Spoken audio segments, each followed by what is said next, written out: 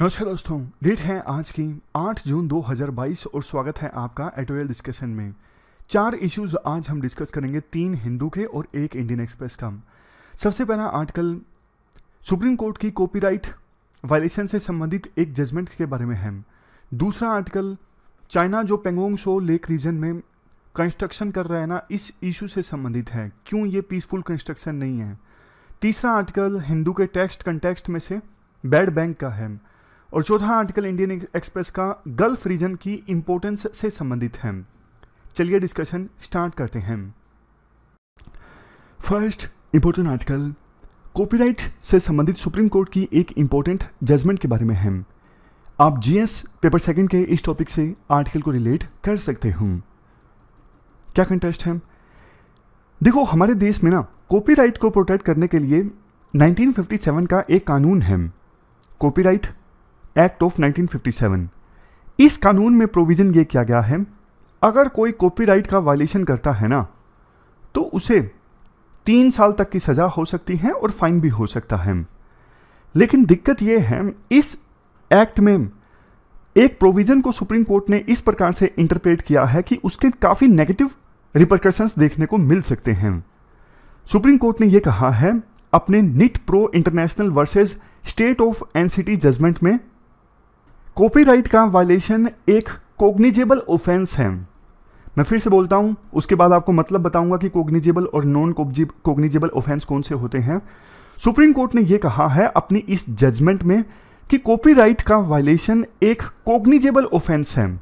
अब समझिए मतलब, कोग्निजेबल ऑफेंस देखो वो ऑफेंस होते हैं जिसमें पुलिस ऑफिसर आरोपी को अरेस्ट कर सकता है बिना वारंट के, और नॉन कोग्निजेबल ऑफेंस वो होते हैं जिसमें पुलिस को आरोपी को गिरफ्तार करने के लिए पहले वारंट की आवश्यकता होती है।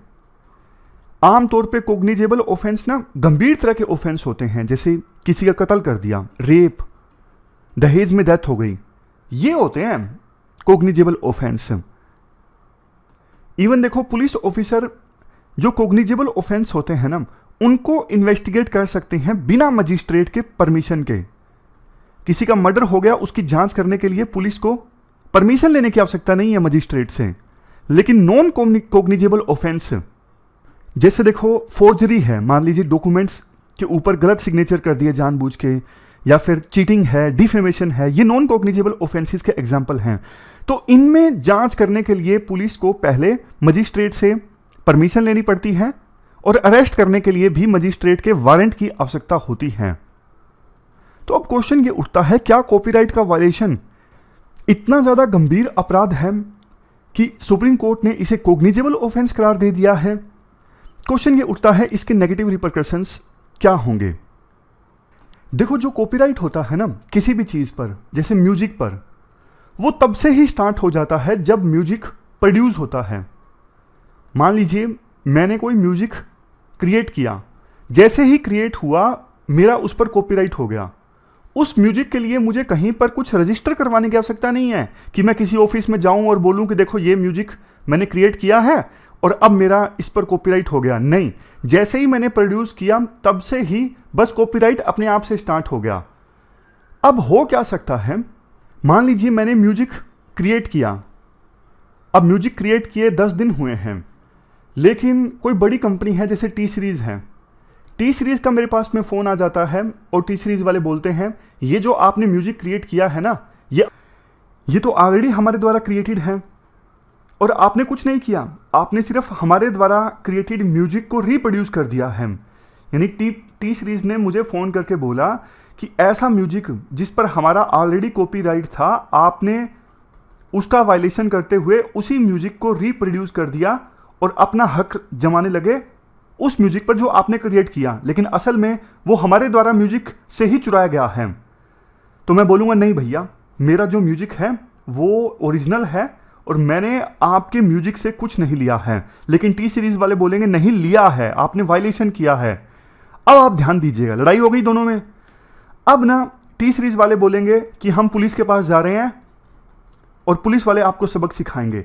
चूंकि देखो सुप्रीम कोर्ट की जजमेंट के अनुसार ये अब एक कोग्निजेबल ऑफेंस है, यानी जिसने कॉपीराइट का वायलेशन किया है उसको गिरफ्तार करने के लिए पुलिस को मजिस्ट्रेट के वारंट की आवश्यकता नहीं है। तो पुलिस मेरे पास आएगी क्योंकि टी सीरीज वालों ने पुलिस को पैसे दे दिए हैं और पुलिस वाले मुझे गिरफ्तार कर लेंगे। मतलब एग्जाम्पल है, मेरी जगह आप अपने फेवरेट कैरेक्टर महेश को ले सकते हो। समझ गए? अब सबसे बड़ा क्वेश्चन ये उठता है, हमारे देश में एक नॉर्मल पुलिस वाला, मान लीजिए सब इंस्पेक्टर, इंस्पेक्टर, ये लोग इतने एक्सपर्ट थोड़ी ना होते हैं पता लगा सके कि कॉपीराइट का वायलेशन हुआ है कि नहीं हुआ है। मतलब एक्सपर्ट्स को भी मुश्किल से पता लगता है बहुत बार कि कॉपीराइट का वायलेशन हुआ है या फिर नहीं हुआ है। तो लोकल लेवल पे एक पुलिस इंस्पेक्टर कैसे ये पता लगा सकता है कि कॉपीराइट का वायलेशन हुआ है या फिर नहीं हुआ है, जिस पर आरोप है उसे गिरफ्तार करना है या फिर नहीं करना है। तो ये तो अपने आप में विचित्र जजमेंट दिया है सुप्रीम कोर्ट ने।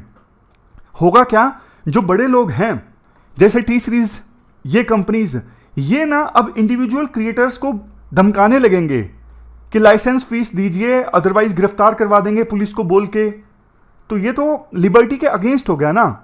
इंडिविजुअल आर्टिस्ट के लिए, क्रिएटर के लिए काम करना भी मुश्किल हो जाएगा। वो डर डर के रहने लगेंगे कि कोई बड़ी कंपनी हमें झूठे केस में फंसा ना दे और हमें तो पुलिस वाले गिरफ्तार कर लेंगे, क्योंकि अब ये कॉग्निजेबल ऑफेंस है। पुलिस को गिरफ्तार करने के लिए वारंट लेने की आवश्यकता भी नहीं है। इसके बाद देखो नेक्स्ट इशू आता है फेयर यूज का। कॉपीराइट एक्ट 1957 के सेक्शन 52 में फेयर यूज की बात कही गई है कि कब कब किसी के म्यूजिक को या फिर दूसरे मटेरियल को इस्तेमाल किया जा सकता है और वो फेयर यूज की कैटेगरी में आएगा, उसे कॉपीराइट का वायलेशन नहीं माना जाएगा। जैसे एग्जाम्पल के तौर पर मान लीजिए बीजेपी की स्पोक्स पर्सन है नुपुर शर्मा, उनके जो एक स्टेटमेंट है उस पर पूरी बहुत बड़ी कंट्रोवर्सी पैदा हो गई है। तो मान लीजिए नुपुर शर्मा ने जो बोला 4-5 सेकंड का, वो मैं इस वीडियो में दिखा देता हूं। तो मैं सिर्फ 4-5 सेकंड की क्लिप दिखा रहा हूं नुपुर शर्मा की, ना कि पूरा जो वीडियो है यहां पे रिप्रोड्यूस कर रहा हूं। तो जो 4-5 सेकंड की मैंने क्लिप यहां पे लगाई ना, वो फेयर यूज में काउंट होगा, क्योंकि मैंने उस 4-5 सेकंड की क्लिप का इस्तेमाल किया है सिर्फ क्रिटिसिज्म के लिए या फिर उन व्यूज को एडवोकेट करने के लिए। तो ये फेयर यूज में आता है।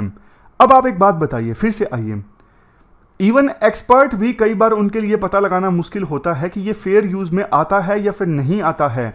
लोकल लेवल पे एक पुलिस इंस्पेक्टर, उसको क्या पता लगेगा ये चीज फेयर यूज में है या नहीं है? वो तो जाके गिरफ्तार कर लेगा ना। इसके बाद राइटर बोलते हैं कि देखो, आप कॉपीराइट के वायलेशन को आपने क्रिमिनलाइज करके ही क्यों रखा है? हमने, जब हमारा देश आजाद नहीं हुआ था ना 1914 में, उस समय ब्रिटेन में जो कॉपीराइट के वायलेशन से संबंधित एक्ट था ना, वही उन्होंने इंडिया में भी एक्सटेंड कर दिया, इंपीरियल कॉपीराइट एक्ट 1911। इसमें कॉपीराइट के वायलेशन पर सिर्फ फाइन का प्रावधान था, सजा का प्रावधान नहीं था। लेकिन जब देश आजाद हुआ तो 1957 में एक्ट आया, इसमें शुरू में कॉपीराइट के वायलेशन पर 1 साल की पनिशमेंट का प्रावधान किया गया था, यानी 1 साल की सजा। उसके बाद पार्लियामेंट ने इसे 3 गुना कर दिया, यानी अब 3 साल की सजा का प्रावधान है कॉपीराइट के वायलेशन पर। जबकि देखो, जो इंटरनेशनल ऑब्लिगेशंस है ना, trade related aspects of intellectual property rights, ये भी नहीं बोलता इंडिया को कि आप कॉपीराइट के वायलेशन पर 3 साल की सजा का प्रावधान करो। ट्रिप्स ये बोलता है, जो ये इंटरनेशनल एग्रीमेंट मान लीजिए या फिर कन्वेंशन, जो भी आप समझो, trade related aspects of intellectual property rights, ये WTO के अंतर्गत आया है। ये बोलता है कि देखो, कॉपीराइट पायरेसी जो है ना, इसे आप क्रिमिनलाइज कर दो। अब आपके मन में आया होगा ये कॉपीराइट पायरेसी क्या है? जैसे देखो, मान लीजिए मूवी रिलीज हुई है पृथ्वीराज। अब ना कोई PVR में पृथ्वीराज मूवी को रिकॉर्ड कर लेता है और उसे बेचना स्टार्ट कर देता है, गैर कानूनी ढंग से उसे यूज करना स्टार्ट कर देता है। ये हुई कॉपीराइट पायरेसी। जिसने ये किया वो आर्टिस्ट नहीं था, उसने सिर्फ मूवी को रिकॉर्ड किया और बेचना स्टार्ट कर दिया, कॉमर्शियल स्केल पर उसे यूज करना स्टार्ट कर दिया। तो इसे तो आप क्रिमिनलाइज कर सकते हो, कॉपीराइट पायरेसी को। लेकिन कॉपीराइट के वायलेशन पर 3 साल की सजा, ये देखो थोड़ा ज्यादा हो जाता है। ये नहीं होना चाहिए जो अभी हमारे देश के कॉपीराइट एक्ट में है, और उससे भी ज्यादा सुप्रीम कोर्ट ने इसे अब कॉग्निजेबल ऑफेंस करार दिया है। लास्ट में राइटर ये भी बोलते हैं, देखो अक्सर हम मूवी इंडस्ट्री में देखते हैं जो स्क्रिप्ट राइटर्स होते हैं, डायरेक्टर्स होते हैं, प्रोड्यूसर्स होते हैं, उन पर इस प्रकार के आरोप लगते रहते हैं। जैसे रंग दे बसंती के डायरेक्टर हैं ओम प्रकाश मेहरा, उन पर किसी ने आरोप लगा दिया कि आपने रंग दे बसंती की स्क्रिप्ट चोरी की है, लेकिन हाल ही में वो इन आरोपों से बरी हुए इतने सालों बाद। लेकिन अगर इन आरोपों में पुलिस इन्वॉल्व होने लग गई तो फिर ये आर्टिस्ट लोग अपना काम ठीक से नहीं कर सकेंगे और इनको हमेशा डर सताता रहेगा। अब चलते हैं अगले आर्टिकल की तरफ। अगला आर्टिकल देखो चाइना से संबंधित है, इतना भी ज़्यादा इंपॉर्टेंट नहीं है, 2-3 पॉइंट इंपॉर्टेंट हैं। आप जीएस पेपर 2 के इस टॉपिक से आर्टिकल को रिलेट कर सकते हो। देखो चाइना ना पेंगोंग सो लेक रीजन में ना एक ब्रिज का निर्माण कर रहा है। अब कायदे से ये जो टेरिटरी है ना इंडिया के अंदर आनी चाहिए, लेकिन 1958 के बाद से ही ये एरिया चाइना के पास में है। तो इंडिया ने इस पर आपत्ति जताई कि आप ये जो कंस्ट्रक्शन कर रहे हो ये हमारी टेरिटरी में है। राइटर कहते हैं यहाँ पे ना 3 बातों पर ध्यान देने की आवश्यकता है। पहली चीज़, इंडिया का चाइना के साथ जब युद्ध हुआ था ना 1962 में, इंडिया पूरी तरह से अनप्रिपेयर्ड था। इंडिया को डिप्लोमेटिकली लगता था कि चाइना युद्ध तो किसी भी कीमत पे स्टार्ट नहीं करेगा, लेकिन चाइना ने इंडिया को चौंका दिया। दूसरी चीज़, चाइना देखो अपने पड़ोसी देशों के साथ ट्रीटीज़ बहुत कम साइन करता है बाउंड्री डिस्प्यूट्स सुलझाने के लिए। तीसरी बात, चाइना इंटरनेशनल लॉ के जो जनरल रूल्स हैं ना उनको फॉलो नहीं करता अपने पड़ोसी देशों के साथ बाउंड्री डिस्प्यूट को सोल्व करने के लिए, बल्कि अपने हिस्टोरिक राइट्स दिखाता है कि देखो इस एरिया में हमारे हिस्टोरिक राइट्स रहे हैं, तो इसलिए ये एरिया हमारे अंडर आना चाहिए।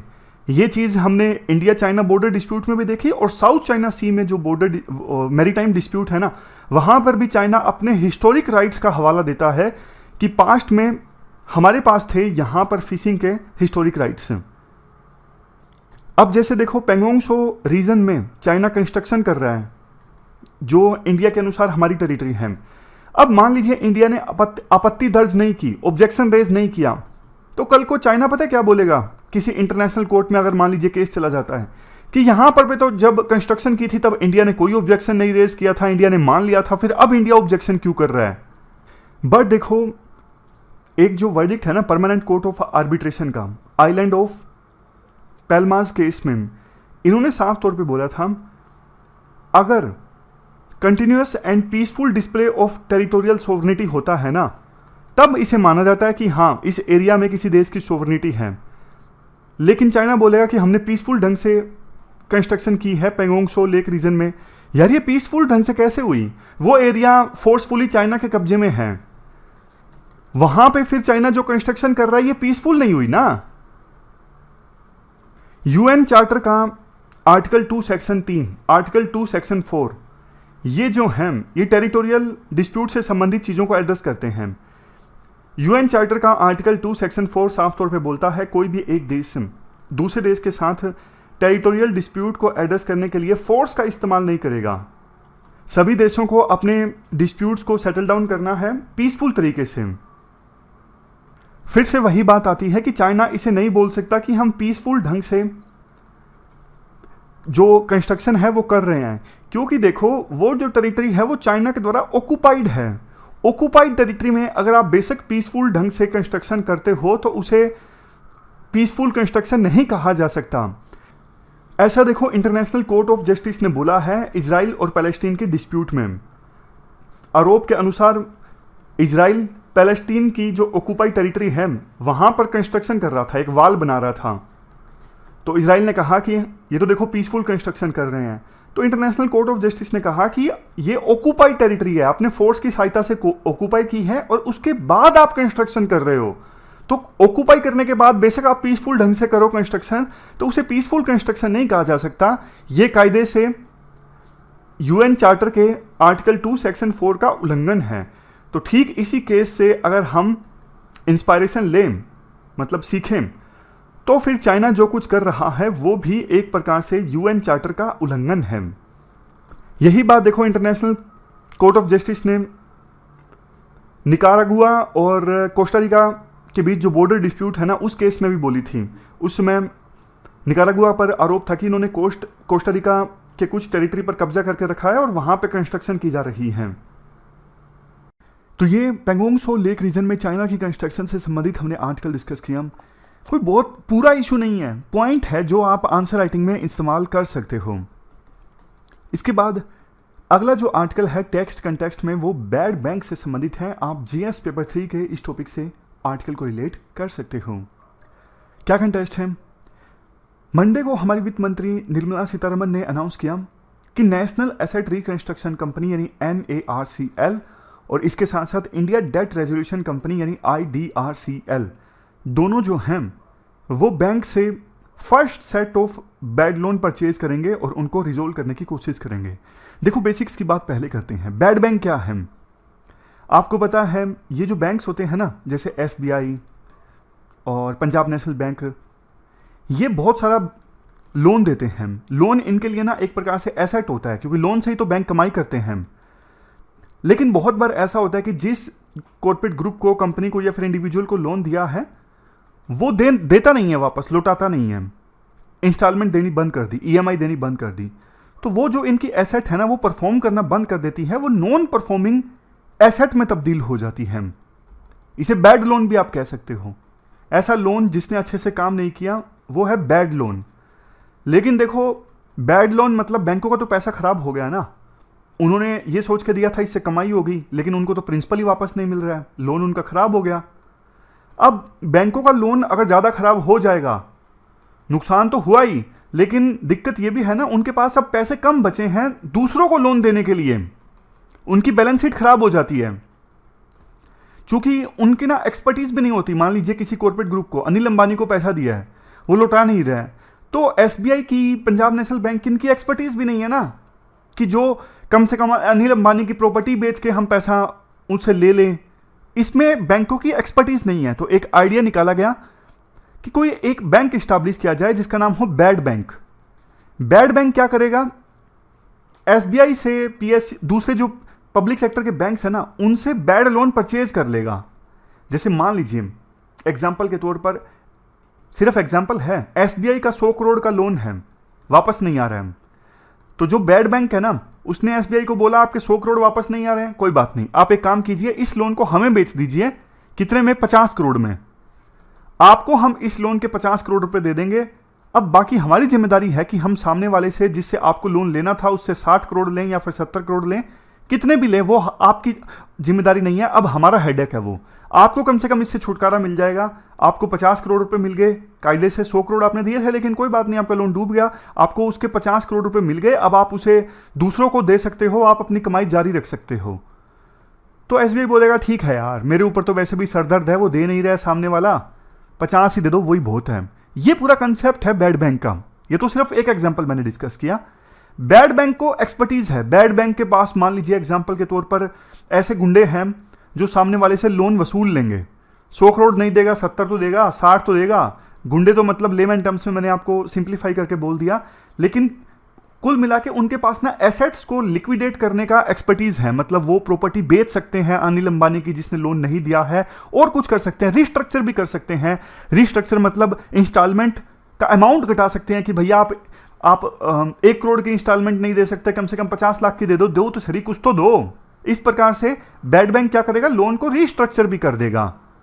अब देखो कुछ लोग बोलते हैं ये फायदेमंद चीज है, सरकार को तो लगता है ये फायदेमंद चीज है, काफी सारे देशों में आजमाया हुआ आइडिया है। इवन USA में भी 2008 के जब क्राइसिस आए थे तब बैड बैंक का आइडिया अपनाया गया था और सही साबित हुआ। बेशक प्रॉफिट कम हुआ बैड बैंक को, लेकिन आइडिया सफल हुआ। बैंकों का जो नॉन परफॉर्मिंग एसेट है वो कम हो गया।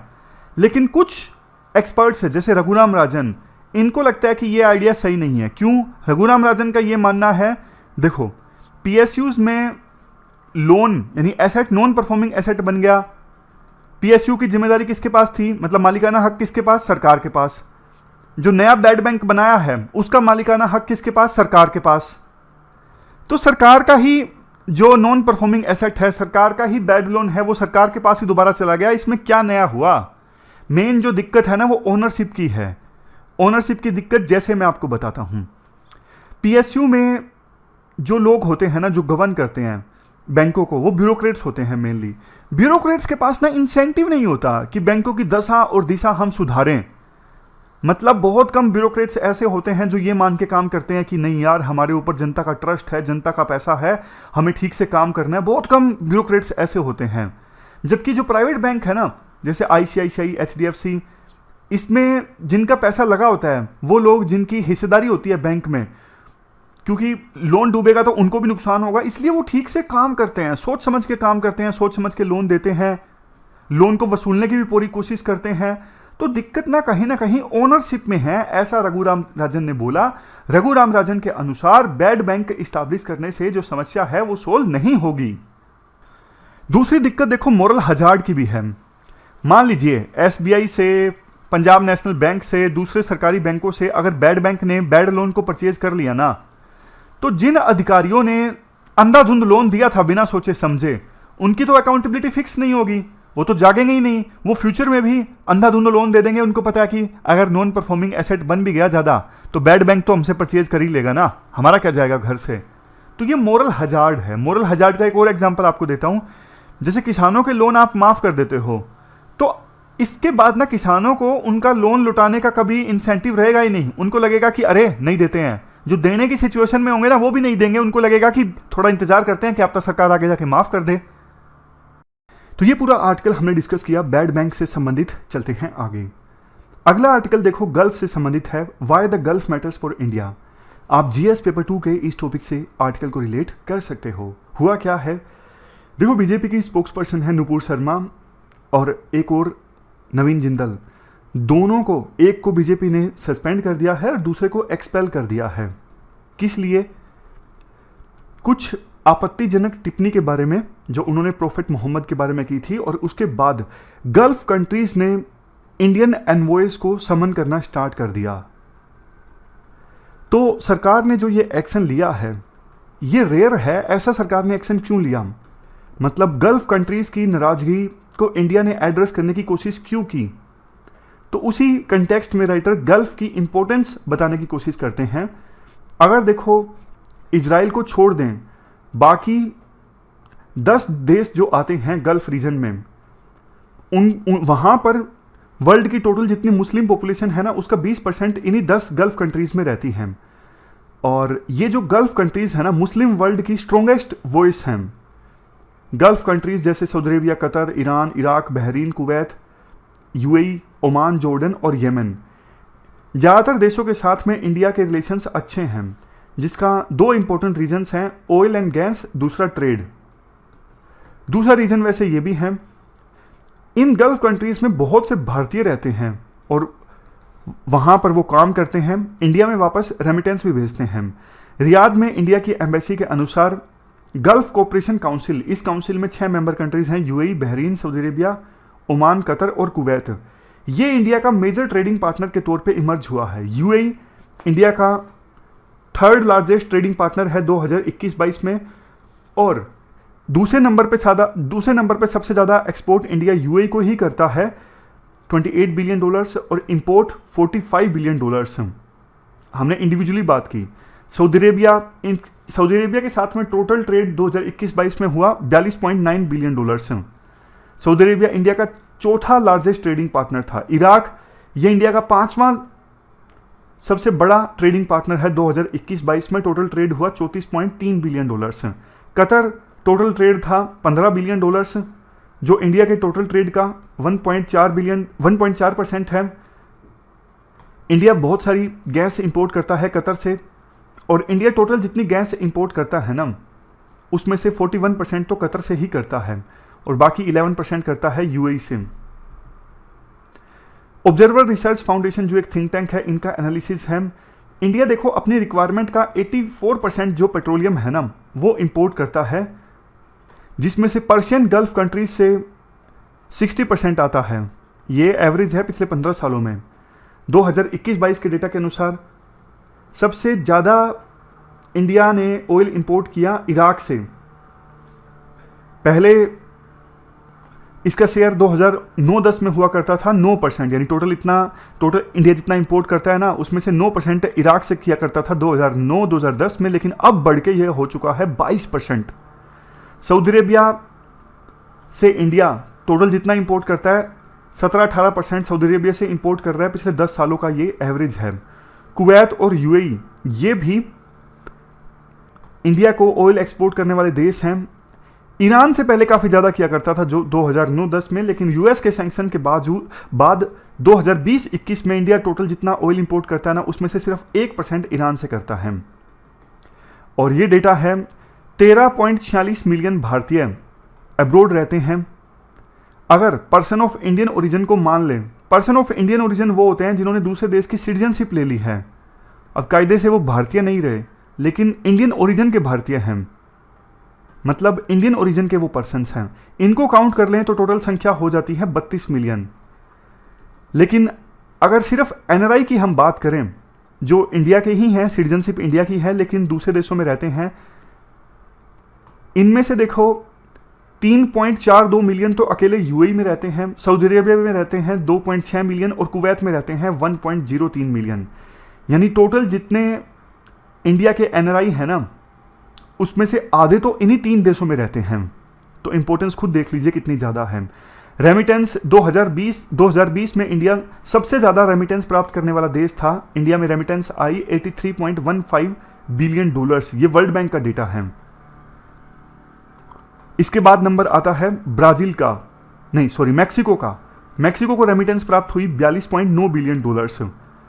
तो सोच के देखिए गल्फ से इंडिया को कितना फ़ायदा होता है, और इंडिया से भी गल्फ को बहुत फ़ायदा होता है। ये 2 वे रिलेशंस हैं, 1 वे से नहीं कह सकते। ऐसा नहीं है कि हाँ गल्फ इंडिया पे एहसान कर रहा है, ट्रेड है। जो भारतीय वहाँ पे रहते हैं उन्होंने वहाँ की इकोनॉमी में भी कंट्रीब्यूट किया है, उनकी नेशन बिल्डिंग में कंट्रीब्यूट किया है। तो ये हमने इंडियन एक्सप्रेस का आर्टिकल डिस्कस किया, why gulf matters for India. तो ये थी हमारी आज की डिस्कशन। आज हमने 4 इश्यूज़ को डिटेल से डिस्कस किया। फिलहाल इस डिस्कशन में इतना ही है। Thank you very much for discussion.